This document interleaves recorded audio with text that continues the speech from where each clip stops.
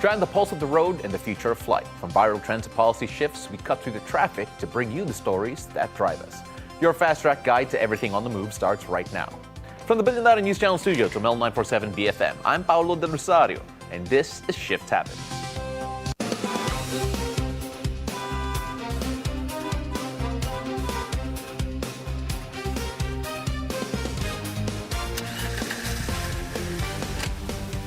Joining me is Car.ph Editor-in-Chief, my favorite co-host in this show for today, Yuli Ang. Yuli, hello. Nice seeing you again. Back. Finally, kompleto na tayo. Oh, it's been a while. It's been a while. Di ko alam na naka-uniform pala tayo, but then that's how it works.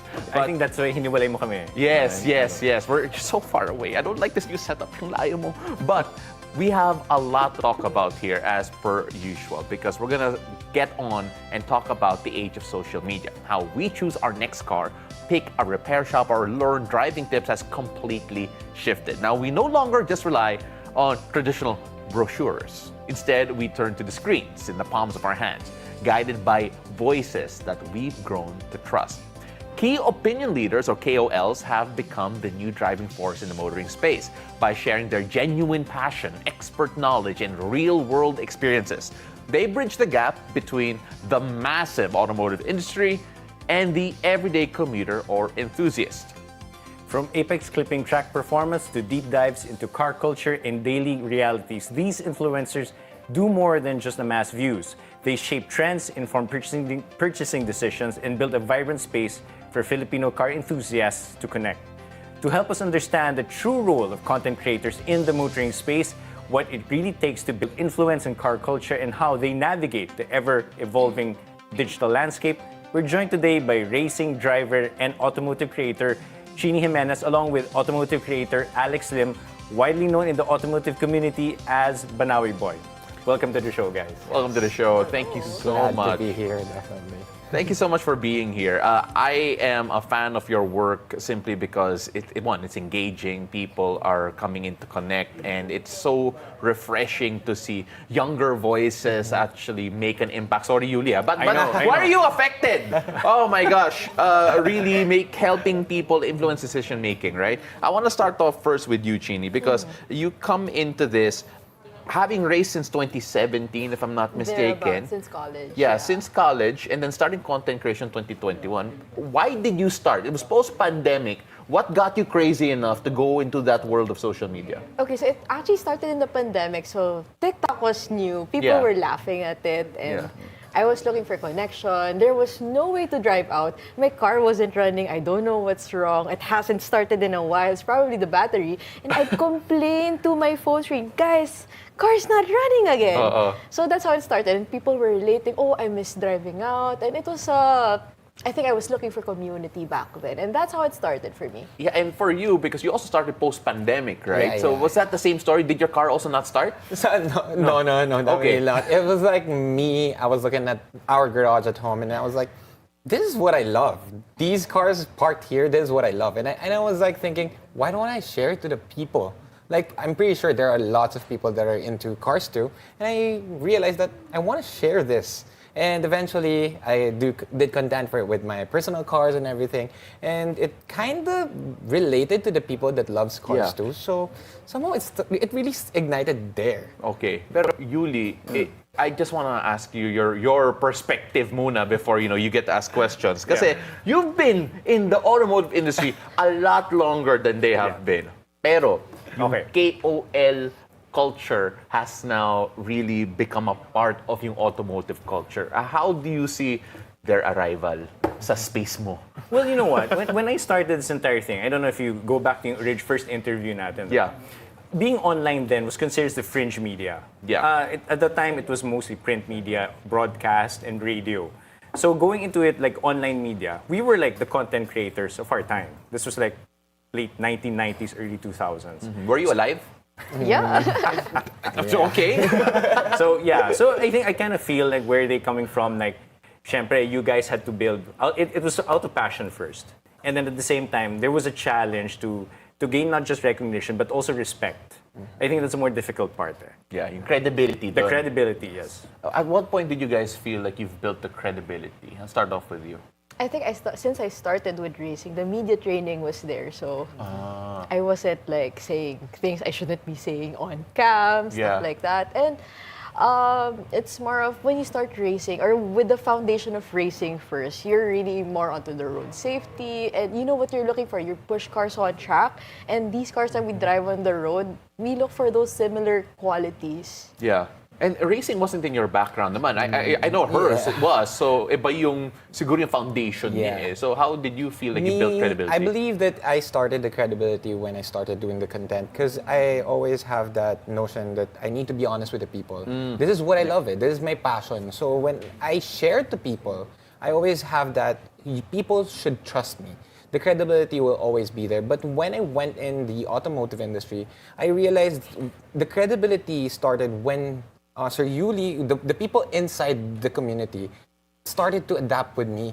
Like I felt that respect towards them, and I gave that respect back. And that's the time I realized that this is credibility. When people accepts you in the industry, right? Na-touch ko dun. Wow. Yeah, so I guess for you guys, so syempre you guys started this during the pandemic, right? So now we've shifted away from that. Now we're going back, everything is open again and stuff like that. No? So where do you see your role changing? Or is it similar pa rin to when you started? For me, I believe it's somehow similar. It will all boils down on being honest with the people. So when you're doing the content, it evolves in terms of like the content itself. You think about the trends, you think about the new type of things that you should do to cater to the people. But more on, I would believe it will always root down on people should trust you with what you're doing. And yeah, honesty is always the best policy, they say. Yes. But have you ever encountered a moment wherein, because obviously KOLs do work with brands. Yes. Is there a moment wherein someone has tapped you, but medyo hindi ka nag-agree sa push nila or what they were saying about their product? Have you ever encountered that type of dilemma? I think yes. So the best would be wordplay. So say it in a non-offensive way. So I've encountered this in certain brands, and for me, it's important for me to say it as is. So if you have the specs, I'm gonna say the specs, but I'm gonna say it's good. I'm gonna say the specs, period. Yeah. Yeah. Did you feel something like that For in me, the past? I experienced that with an aftermarket industry, like not in a car brand industry. I had an aftermarket industry that I don't believe in. So I didn't accept it because I feel like people should really, I would advertise something that people should buy because of my influence. So I somehow gave that a pass. Yeah. It's just funny, Yuli, kasi honesty talaga. The consumers will know if you are not being forthright with yung honesty mo, right? Because they will have the ability to review and comment and that, hey, mali ka naman, it's wrong. And I'm sure you've also experienced that, or at least you go through it also when you go through your own content. It's pretty much instant. Yeah. Before, when with newspapers, ganyan, your audience it's the general mass, diba? And I don't think naman you're gonna have a letter to the editor writing saying, oh, I don't agree with this guy's opinion or on something on the topic, right? With content creators kasi and with online, it's immediate eh. Yeah. You post something. It's very direct. Yeah, less than 30 reaction's seconds, there. may reaction kagad. Yeah. Are you guys affected by the reaction sometimes? Like do you read the comments? If I Yes, can it's be fun.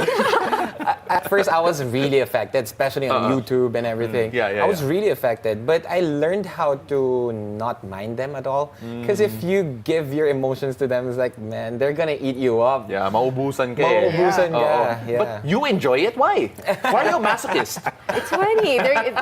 You see something that you research and you really thought to write about and have an opinion on, and then they say something they didn't read about, and it's funny. I'm like, haha, mali siya, pero I can't say that. Okay, yeah. But did you ever find yourself debating online? Patola ba kayo? Oh yeah, I did once. Oh, okay. It was How was not that? a good story, but I was like, I was fighting with this guy on the comment on YouTube, and I was like, eventually I realized that I don't need to do this thing because I'm sacrificing my name. He's sacrificing nothing. Yeah. So I was like, that was the time that I realized that I don't need to mind them at all. But except for like creative criticisms, I definitely take that up because of course we're not perfect. What we do is not perfect. So there will always be flaws, but I accept those kind of things. You know, Yuli, I have a question for you here. Alam ko you're here to ask them questions also, but I'm super curious. I'm super curious, especially when we look at traditional journalists in particular.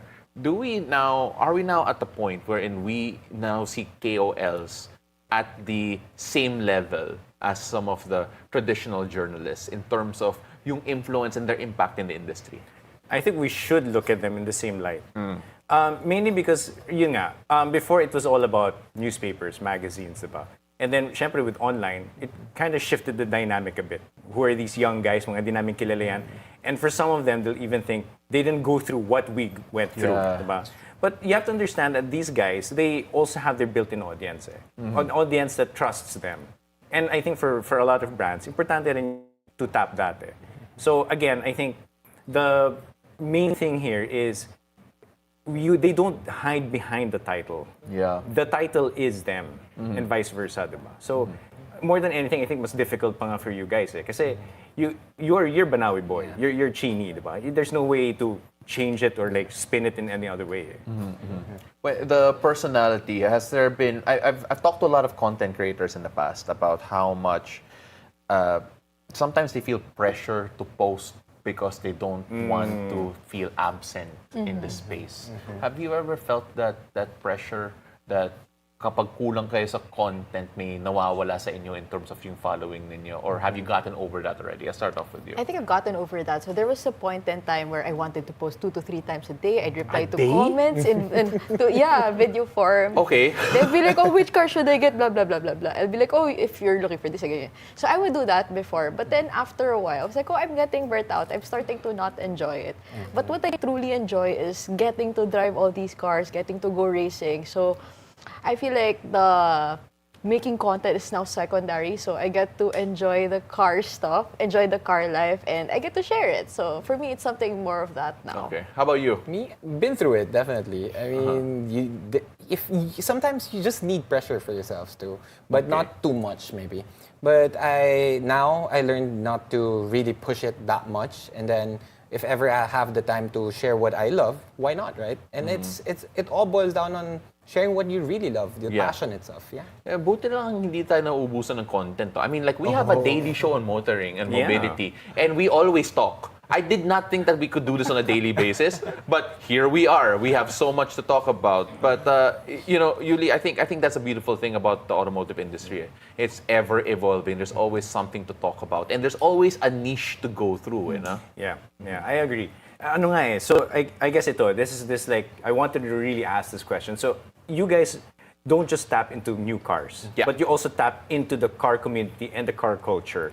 So I guess I'd like to ask the question, have you seen the dynamic change with more KOLs entering the scene compared to, let's say, when you first started?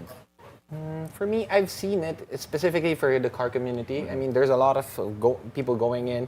And to be honest, in my opinion, you'll know the people that are genuine.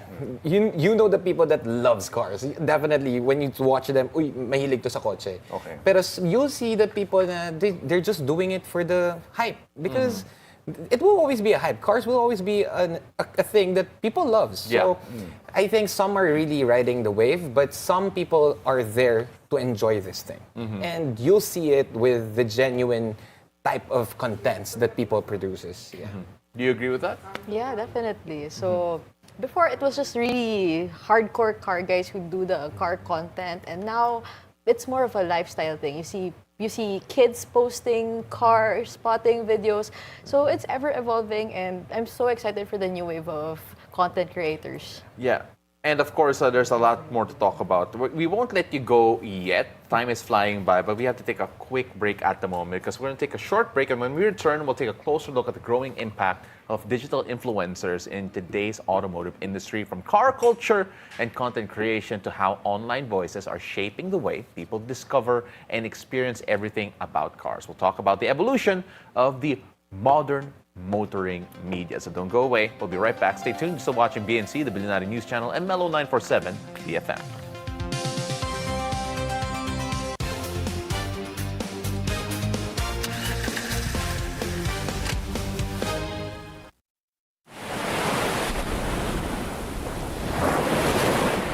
Looking for the perfect escape?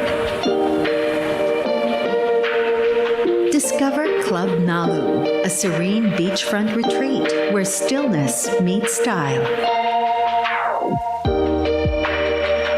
Nestled along the quiet shores of Bacnotan in La Union, Club Nalu is designed for slow mornings, ocean breezes, and moments that help you unwind. From cozy rooms and sun-drenched villas to relaxing spaces inspired by nature. Every corner invites you to pause, breathe, and recharge. Club Nalu, come as you are and leave feeling a little lighter. Book now at clubnalu.ph.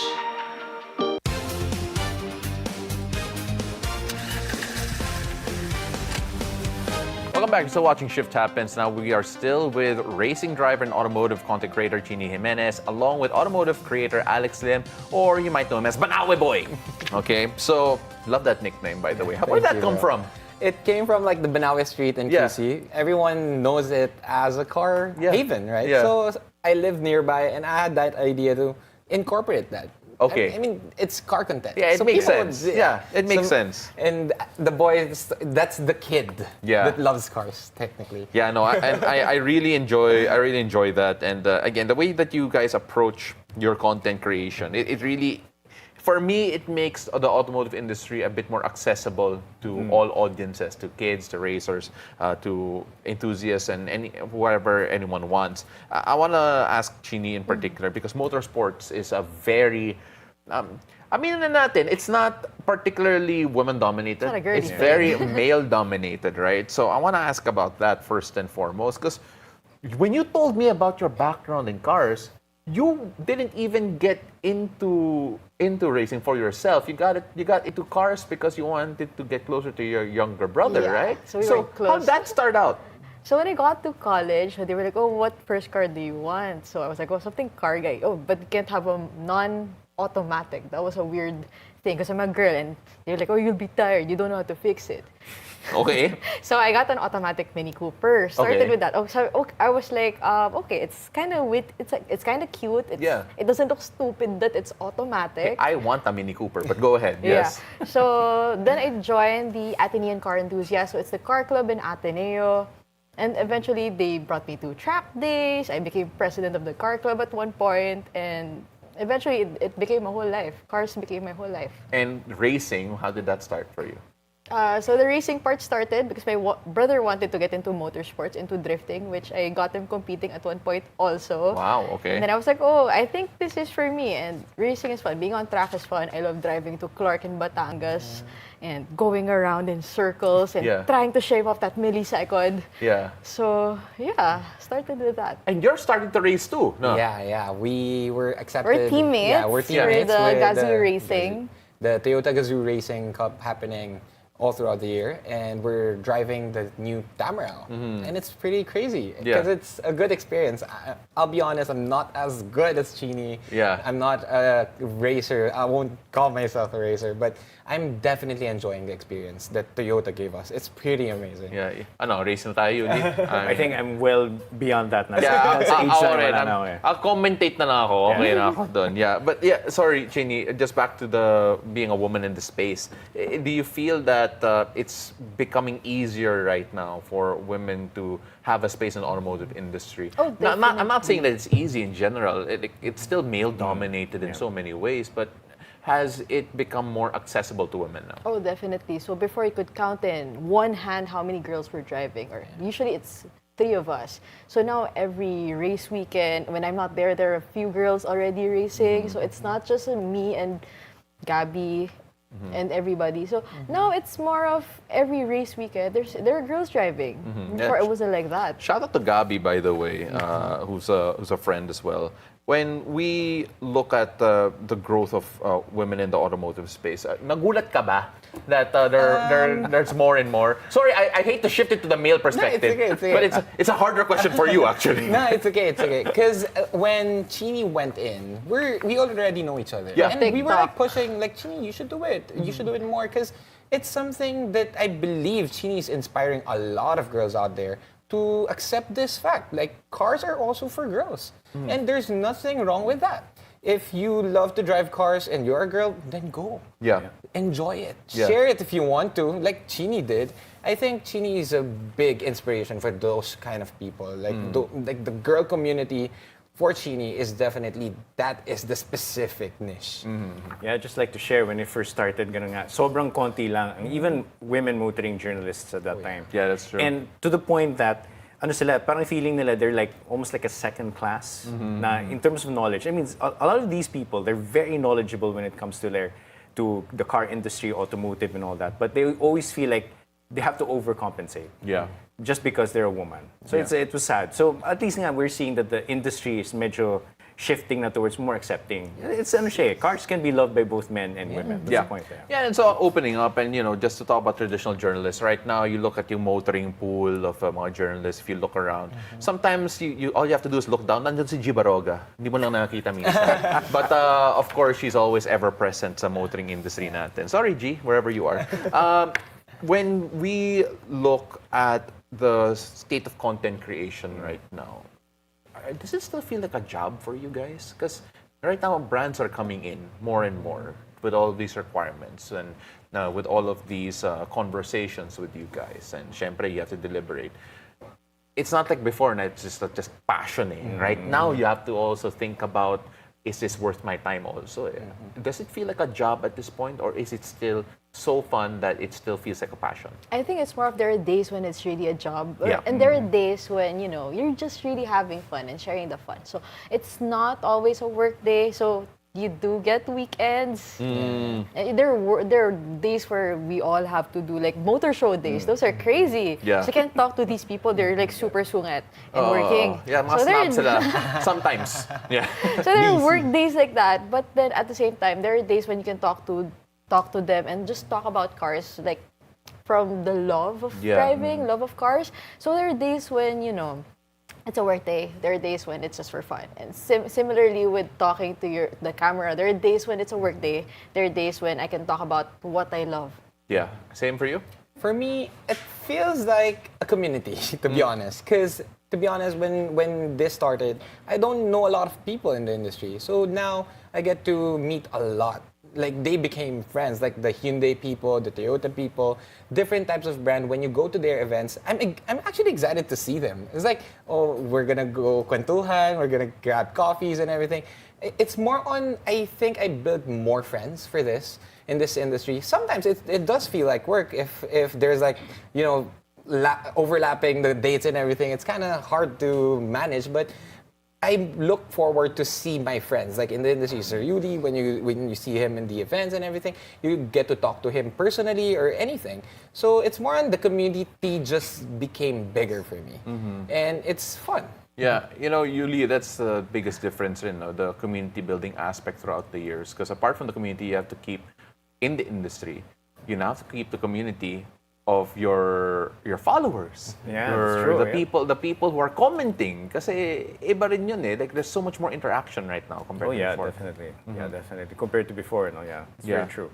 100%. Yeah. And, Alex, when we take a look at your responsibility to your community, how do you look at that? For me, it all boils down on what you asked me a while ago. It will all boils down on the trust. People should trust you, be credible enough, that's why you asked me a while ago.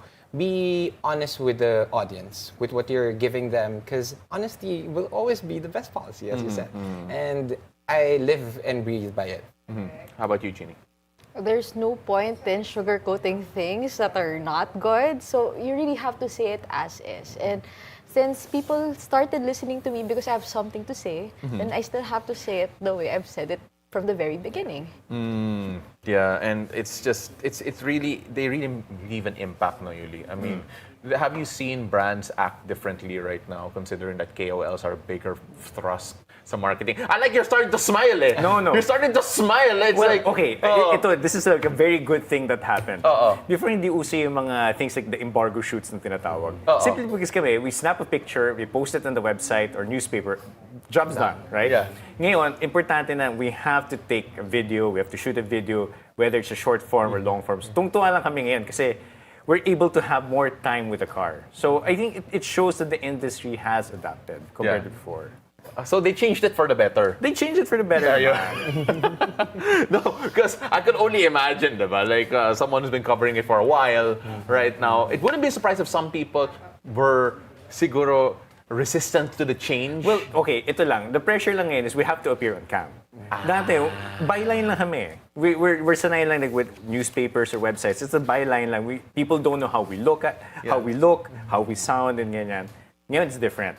So guys, what do you think about him on cam? Oh my God, I've had fans come up to him and ask me to take their picture with That's so Sir good. Yuri, That's so good. the original influencer. I watch him in his team, so I was like, these are really new content. So I want to see this. That's so good. Same goes with Top Gear and everything. Those are the people that I saw when I was a kid in the magazine. Yeah, Now yeah. they're literally on my phone. I'm watching them. Yuli's after my job now also. I have to watch out for that. Ay, sobrang di ko pa kaya yun. I don't know For sure, about wala, that. wala yan. No, but guys, we really appreciate you being on here. Before we let you go, we want more and more people to follow you. Where can they find you? We'll start off with you first. It's Chenee Hazel on Instagram, TikTok, and Facebook. So I post car stuff every other day.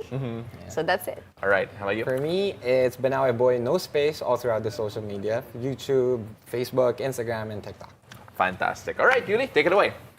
And that concludes our roundup of the stories driving the industry forward. I'm Ulysses Ang. And I'm Paolo del Rosario. Join us again tomorrow on Shift Happens, your fast-track guide to everything on the move. Keep it here. You're still watching BNC, the Billionaire News Channel, and Mellow 947 BFM.